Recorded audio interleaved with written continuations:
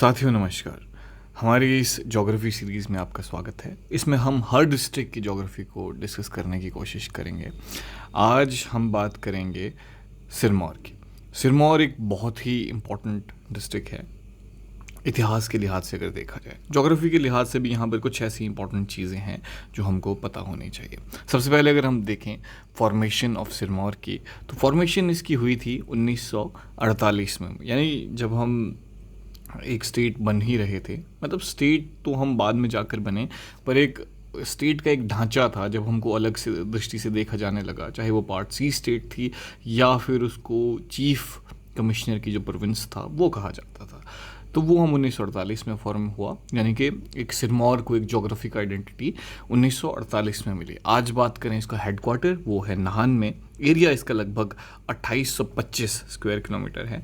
इसमें सबसे इम्पोर्टेंट बात ये है कि 5% 5.07% ये है हिमाचल का हिस्सा है। यहाँ की सेक्स रेशियो 1915 है। जो पॉपुलेशन डेंसिटी है वो 188 है। पॉपुलेशन डेंसिटी उम्मीद करता हूँ आपको समझ आती है। अगर नहीं आती है तो कमेंट करके मुझसे पूछ लीजिए, मैं ये एक्सप्लेन करने की भी कोशिश करूँगा। अब बात करते हैं बाउंड्रीज़ की। बाउंड्रीज़ को देखने के लिए हम इसके मैप को देखने की कोशिश करते हैं। ये देखिए आप, एक तरफ इसका सोलन डिस्ट्रिक्ट है, ये देखें आप तो ये शिमला डिस्ट्रिक्ट है। अगर आप ऐसे देखते हैं तो ये उत्तराखंड का जो हिस्सा है ये बाउंड्री है। पेन को ध्यान से देखिए जहाँ मैं मार्क कर रहा हूँ, ये देखिए यूपी भी से भी इसका हिस्सा लगता है। और ये पूरा का पूरा जो हिस्सा है, यानी कि पांवटा, नाहन और पछाद का जो हिस्सा है वो हरियाणा से लगता है। तो अब इसमें थोड़ी सी आगे डिटेल में जब बात करते हैं तो नॉर्थ में शिमला है, नॉर्थ वेस्ट हमने देख लिया, आपको आई होप ये आता होगा। और जब बात करते हैं डिस्ट्रिक्ट में 3 मेन डिविजन्स हैं, तो एक तो है सिसगिरी और एक है ट्रांसगिरी। अब आप ये देखिए, जो ये गिरी रिवर है ये लगभग इसको 2 भागों में बांटती है। एक जो हिस्सा है वो ये देखिए, अगर आप ये वाला जो पोर्शन है, ये आप जो मैं मार्क कर रहा हूँ ये भी देखें तो ये अभी जो रिसेंटली जो ट्राइबल जो रीजन है, हाटी समुदाय, वो उससे संबंध रखता है। यहाँ पर ये गिरी से इधर को जो लेफ्ट बैंक में जो भी एरियाज़ है इसको ट्राइबल समुदाय के नाम से भी घोषित किया जाना की जो मुहिम है वो चल रही थी, और ये लगभग पूरी भी हो चुकी है। अब आप देखिए ट्रांसगिरी का जो रीजन है इसको ये कहा जाता है, और ये जो रीजन है दैट इज नोन एज सिसगिरी। अब आप ये देखिए 2 भागों में बांटते हैं।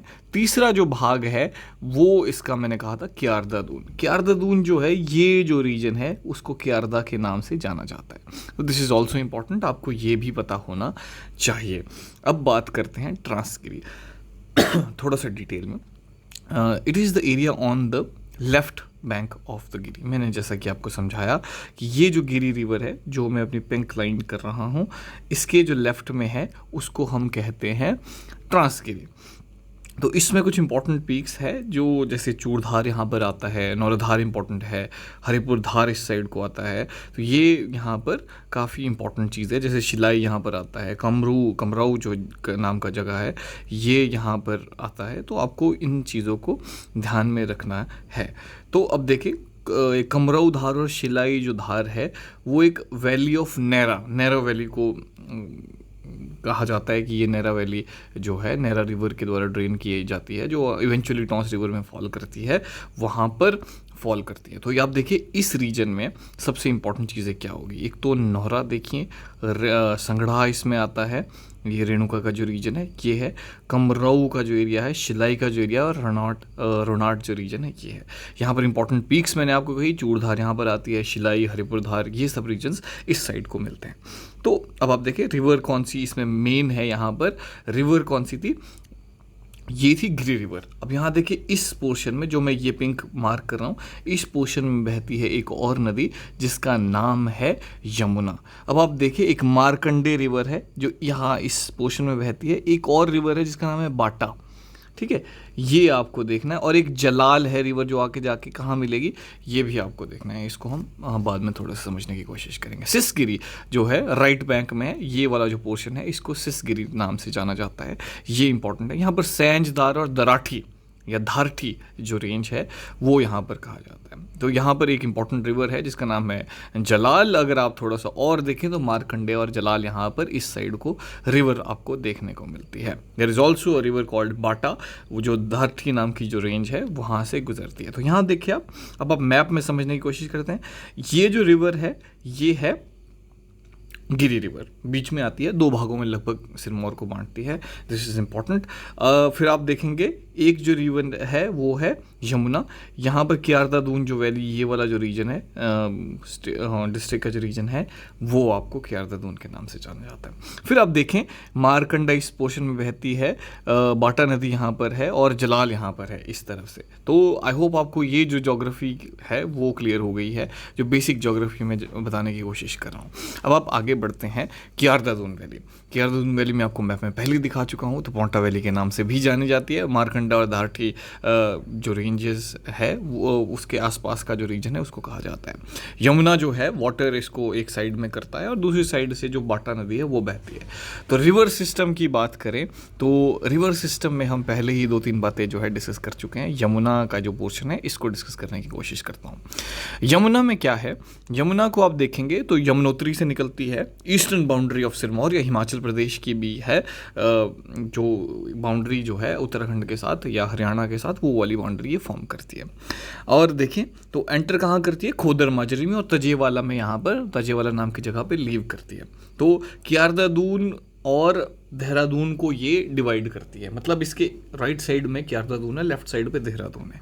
तो ये दून वाले रीजन में बहती हैं। बाउंड्री किसके साथ, उत्तराखंड और यूपी के साथ की जो बाउंड्री है उसको भी हमें ये आइडेंटिफाई करने की कोशिश करती है। सेड के इसका जो मिथिकल रिलेशनशिप है वो सन के नाम से जोड़ा गया है, सन जो सूरज है उसके जोड़ा जाता है। This is also very important question. अब इसकी कुछ रिवर्स की जो हमारी इंपॉर्टेंट ट्रिब्यूटरीज है, टॉन्स जो है इसकी एक ट्रिब्यूटरी है, खोदर माजरी में इससे मिलती है। गिरी जो नदी है वो रामपुर घाट में मिलती है। बाता जो नदी है वो बाता मंडी में मिलती है।